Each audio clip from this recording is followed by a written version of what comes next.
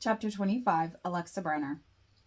Everyone has taken their places around the room and at the table when I get downstairs. I sit in the open spot beside Miles. Taking the cover off my plate, I find the same breakfast as yesterday.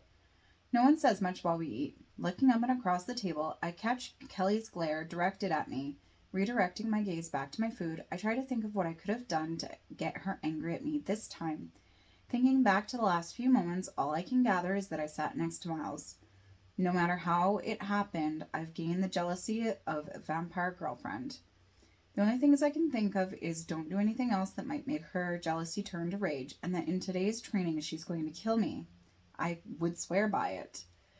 Too soon, breakfast is over and everyone in boot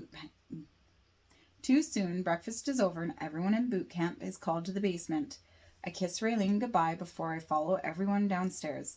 Kelly already has people splitting off into pairs and locations we were in yesterday. Run on the spot, knees hitting your hands. Kelly sounds like a drill sergeant as she calls out the commands. Pain stabs through my calves with each hop. Any energy I may have gained from sleep and food is gone almost instantly. My legs quickly stop going as high, and soon I can no longer reach my hands despite lowering them a lot. Kelly looks disgusted as she looks at me. Everyone gather into circle and sit down. Alexa joined me in the center. I bite my tongue to keep from saying every swear word I know. Suddenly, I feel like the victim of a schoolyard fight. Everyone circling the two people going to fight, knowing full well which one is going to win and which is going to be beaten into a pulp. Knowing that no matter what happens, not one person will come to save me. Everyone gets settled. My heartbeat increases with each moment. Watching Kelly's movements carefully, I try to figure out what she's going to do. Her hand comes up and quickly swipes against my cheek, then goes back to her side. Something feels like it's running down my cheek. Without thinking, I reach up to wipe my cheek of the irritant, but my hand comes back with a thin slice of red, a cut that wasn't there a moment ago. Touching my cheek against my finger, comes back wet and red. Kelly takes in a deep breath. Her eyes turn darker. A trick of the light, perhaps, or a vampire thing. She gives no explanation to the questioning and horrified looks she receives. The obvious show of her power and speed frightens everyone in the room, terrifying me as she directs this and her rage at me. Let's see what you learned yesterday. Kelly slows her speed a bit. I have trouble dodging, but I do manage to miss a few swings. Kelly slows her speed a little. I have some troubles dodging, but manage a couple. I see an opening to swing a punch of my own. She grabs my arm, twisting it around my back, pushing me away from her. I stumble through a couple of people and outside the circle. Determined to not back down, I get back in the circle and throw a few more punches. Kelly backs up a couple steps, so I try a roundhouse kick. For just a moment, none of my limbs are touching the ground. My back hits the floor and my breath escapes my lungs. Weapons! Gio comes through the hole in the wall with two clanking bundles. He sets them both on the floor. Breath regained, I stand up. Gio filters through the weapons and finds two. He walks to me and hands me a sword and dagger. The sword has one straight edge and one serrated edge. The handle is wrapped in leather, and the guard is fashioned from the top to the bottom of the handle in a darker metal than the rest of the sword. The dagger has the same red on its handle. The blade is straight-edged. Thank you. I express my gratitude for the weapons, but Gio just turns his back to go get another weapon. Nothing more than watching some movies tells me how to hold either weapon. The sword in my right hand rests with the guard against my wrist. I hold the dagger in a stabbing style with my left. Gio returns with a double-sided axe for Kelly. She takes it in hand, disgust written on her face. Gio, what the hell is this? It's an axe. He stares at her with one eye, raising his unibrow. I told you I wanted double swords. Why would you make me an axe? I can hear her anger growing worse and worse as moments go on. Your left arm control is nowhere near where it should be for double weapons. A two-handed axe is a versatile weapon for someone like you. With your strength, you can utilize it as a one-handed weapon, Gio states. Why would you ask what I wanted if you were just going to make me something else? Kelly practically growls out the sentence. Her fists clench. I'm told it's plight. This weapon suits you better. Gio ignores Kelly and starts to give out everyone's weapons. There are a couple of more complaints about not getting what they asked for, but nothing as outspoken as Kelly's comments. I take the time to get more familiar with the sword. The weight of it feels odd in my hands and strains the muscles in my arm. I cannot imagine having to battle for any period of time longer than a minute. Swinging the larger blade in a couple of controlled movements, I start feeling better about the possibility of wielding a weapon, yet I know nothing about how to. Beyond my concentration of making sure the blade does not hit anything, I can see Kelly trying to melt holes through my skull. Everyone's trying to get a handle on their new weaponry. Geo made a vast number of different types of weapons, most of them I couldn't even begin to place a name to. Something large and heavy crashes to the floor. Glass shatters next before anyone moves. Kelly is gone before I can gather both blades. I hold them in each hand. All with the speed to do so are gone upstairs and out of sight before the first human reaches the bottom of the stairs. The mini stampede upstairs causes my own movements to be carried slightly faster than the crowd as the crowd pulls me along. Everyone breaks off at the top of the stairs. Some go left, others right. To the left is the kitchen untouched compared to my right. The doorknob is buried in the wall, and glass from the living room window is shadowed all over the floor. I can see the open door and fights happening outside. As the others see what's happening, they're immediately running into action. The rest guard the living room window. I'm left at the top of the stairs with not a clue as to what I should be doing. I'm not eager to fight unless I have to. Soft scraping upstairs warrants an excuse to go upstairs to investigate. I bet that Raylene had run up there. I have to find her.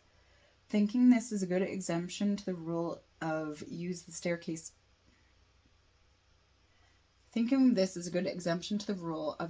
staircase beside me, I walk up the servants' stairs. I hear the scraping again, slightly louder this time. Rounding the top of the stairs, I pinpoint the direction of the sound. I see the closed door partially open. I open the door the rest of the way. Scanning it from top to bottom, I spot a foot on the bottom shelf. Stay here, be quiet, and pull in your foot. Raylene's foot disappears from my view. I shut the door and turn back around to go downstairs. A tiny thud hits the floor above my head. Stepping down to the base of the stairs, I round the corner to the left. My intent to go into the living room is sidetracked at the crossroads center between going outside into the living room or back upstairs. Looking outside, I can see Taylor is slowly picking herself off the grassy ground. My body feels as though it's encased in concrete. I'm frozen still. Sandra walks from out of my view. She helps Taylor up the rest of the way by grabbing onto the back of her shirt. Grabbing either side of her head, Sandra says something into her left ear, causing Taylor to twist her face in terror. Tears of blood flow freely from her right eye as a patch of red grows on her left shoulder. Taylor's movements drops as she tries desperately to scream her pain to the world. The crashes, bangs, and cracking stop at this moment. Someone shoves me into the door. My body freezes once again in this new spot. A couple more demons run past me. All the attacking demons are soon on the front lawn. As Sandra takes her hands off Taylor, two things happen at once. Taylor collapses to the ground, and the attacking demons take Sandra and retreat. Stumbling back as people from our side rush out the door to attend to Taylor, I turn. My steps falter as I assess the damage to the house and to many of the people that live in it. A couple of bodies litter the living room. Some I recognize, others I don't. Furniture is turned over and smashed while walls have dents and holes in them. My hands release, and only once the two weapons I was holding reach the floor do I actually remember I was holding them. Purpose suddenly drives me as I remember the other thing I had forgotten. Raylene is upstairs. Gaining more confidence in my steps as I climb up the stairs, I am almost at a steady speed by the time I reach the joint landing between the three staircases. The closet door is open and pumps the energy into my muscles to run the rest of the way up.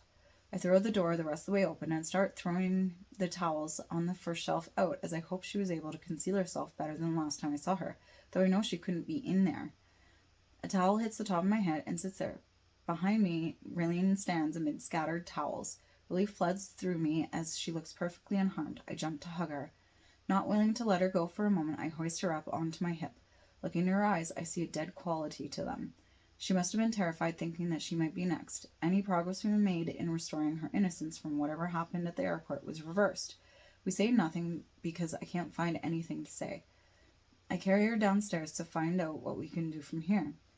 The extent of the damage is overwhelming as James puts a quiet voice to his mental list. 16 dead, 11 with varying degrees of injuries needing medical attention, irreparable damage to the veil.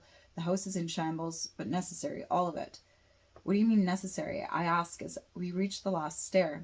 He turns as he speaks and keeps his voice low so no one else hears. It was a test, a preliminary attack. They attack us, bring down our numbers, weaken us, and show what they can do without even trying. They were testing to see if we were a real threat or not. He finishes this conversation by leaving. We tidy the house after the attack. I feel like hours pass after settling Raylene down. Broom in hand, I squat down to scoop the pile of glass into the dustpan. Broom in hand, I squat down to scoop the pile of glass into the dustpan, and Raylene empties the pan into the silver garbage can. Coming in for another round, I ask her to keep pulling back the pan an inch so that we can pick up the smaller shards. Satisfied, I look up and nod to her to signal she can dump the remaining glass into the garbage. As I stand up, I can feel the prickles in my legs from squatting too long. Looking around for an idea of what we should do next, I check things off in my head. Miles and James are taking planks of wood from the walls and floor in the living room to board up the broken window. Daniel is finishing putting up the door back into its proper place. It had been torn off the hinges. Gio fixed the broken hinge and has been making nails. Ashlyn has a group bandaging up the wounded. Raylene and I swept up the debris. What is this doing here? Gio rounds the corner with my two blades held out. He marches to me in a huff. The rage in his voice and eyes surprises me. Nothing. There should be no reason you ever dump your weapons. You are not worthy of them. I should have never given these to you. I should have safeguarded them myself. You're not a fighter or a survivor, and you'll never be one. The Cyclops' rage causes his voice to raise it with each sentence. Gio, that's enough. Miles raises his voice over the Cyclops as he walks into the room and catches the tail end of what Gio is saying. Whatever she did, she's sorry, and I'm sure she got to the point to never do it again. But that does not give you the right to strike her down with your words. Whatever your feelings are, you will keep them to yourself. Gio, enough, James says strongly. Gio shoves the weapons in my arms, drops the nails, and stomps off in a huff, mumbling something under his breath. Tears threaten to fall, swelling my vision as doubts fill my mind. Doubts of my capability to protect Raylene and me. Doubts I can fight. Doubts of my position within this group. Nothing but doubts. My stomach is sickened with the words Gio said and the resulting feeling of inadequacy. Looking at Raylene's straight face only furthers my thoughts. Miles puts a hand on my shoulder, but I shrug it off, not wanting the contact right now. Don't listen to Gio. He hates humans. Miles' explanation does nothing to affect how I'm handling Gio's words. How about you and Raylene start setting up for supper? Set enough places for anyone who can come upstairs for dinner. Ashlyn should be able to tell you the number of injured that are able. I nod, not trusting my voice at the moment to not crack. I'm happy about the distraction. Walking on my way to the kitchen, I stop at the top of the stairs. Turning, I find Raylene following close behind me. How about you go and ask Ashlyn how many we should expect for supper? She says a quiet yes before hightailing it downstairs. Continuing to the kitchen, I open the cabinet. I grab enough bowls to fill the table and the same number of spoons. Raylene meets me in the dining room once I have half the table set. 9 are coming for supper. Kelly is staying to watch everyone, but I'm supposed to ask James to get something for her to drink. Kelly tells me what I'm sure is exactly what Ashlyn advised her to. Thank you. Why don't you go tell James that Kelly needs something to drink? I turn her around in the direction James is in. Okay, she runs off to go tell James. I set the rest of the place settings by the time she comes back again, this time with everyone following, eager for food. James stays behind the kitchen getting the food together. Through the window, I can see each can opening, soup contents flying out, passing over the stove, and floating into the dining area to land in each person's bowl. Mine arrives and pours into my bowl, piping hot. The scent of clam chowder reaches my nose. Taking out my spoon, I take it a bit out and start cooling it like many others are. When James settles down to his own spot, he gets right to talking, a meeting over supper. 15 people. At lunch we had 38. What happened? He gives us only a moment to think it over, but the question was rhetorical either way.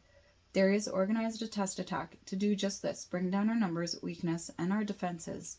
We have to work harder to regroup. One thing I know for sure is that we can't stay here. James continues. We need to gather up all the supplies to move them. We'll start this tomorrow morning. It shouldn't take too long if we all help. Chances are we'll be attacked again within a few days if we don't leave quickly. Where are we supposed to go? Daniel asks. James thinks for a moment. The mall. A few people in the room announce their liking to this idea. We should go a few at a time, maybe even use different routes to get there so we don't attract too much attention. They already know Kelly and me, so one of us goes with the first runners and prepares them for our arrival, Miles suggests. I'll go first, Kelly stands in the doorway. I can have 2 people ready to leave in a few hours. We'll prep them for everyone. You, she points to Nia, and you, she points to Emil. Be ready to leave at 2. She turns around and walks back to the basement. I guess that's decided. We'll prep some bags for you to take to exchange for hospitality. James picks up his bowl and takes it with him to the kitchen. I hear a door opening, rustling, and a click of the door closing. James comes back moments later with the reusable bags in his hand. He assigns a bag to each of us with what we should fill. He assigns a bag to each of us with what we should fill them with. Then takes 2 and departs. Finishing up my supper, I take my bowl in one hand and grab out 2 bags with the other. Leaving my bowl in the sink, I double back to check on Raylene's progress. She still has a way to go before she'll be finished supper, so I go to the pantry. I stuff each bag with equal amounts of soup cans, pasta packages, and cans of fruit. By the time I'm finished, some others are starting to take their bags to fill them. I go back to the table to find Raylene 2 meters away from where I left her. Her bowl is mostly empty at the table. I gauge how much she ate and figure that she ate enough. She's smiling while Crystal walks over her lap while trying to follow her hand, seeking the little girl's hand, pushing for more pets. I don't want to ruin the moment, but I have to. It's good to see her smiling again. I drop off the bags at the table. Kneeling beside her, I put my hand out to start petting Crystal. She ignores my touch and continues to rub herself against Raylene. People drop their bags off at the table, then go to their respective sleeping quarters. The rooms quickly clear as most everyone heads to bed from an exhausting day. A moment to stop and breathe tells me that this maybe isn't such a bad idea. Raylene looks as though she could fall asleep right where she's sitting. Miles beats me to pick her up. When her head hits his shoulder and her eyes close, I know she's not going to make it upstairs. He was smooth, so he doesn't disturb her. I follow them to my bedroom, going around him. I flip the covers back so he can settle her on the bed easier. Pulling the blanket over her, I check for any signs of waking. Thank you, I whisper to him. A nagging thought in my mind slips into words without me realizing it. What was up with Kelly this morning? It was just a vampire thing. This morning when I woke up, she was already in a mood. She's just been a little, I cut Miles off, bitchy. He can't hide a smile behind his disapproving eyebrow raise. On edge lately. On edge? She tried to kill me. I point to my cheek. She'll get over it. You'll see. He leaves. Stopping briefly at the doorframe to turn around, he tells me, have a good sleep.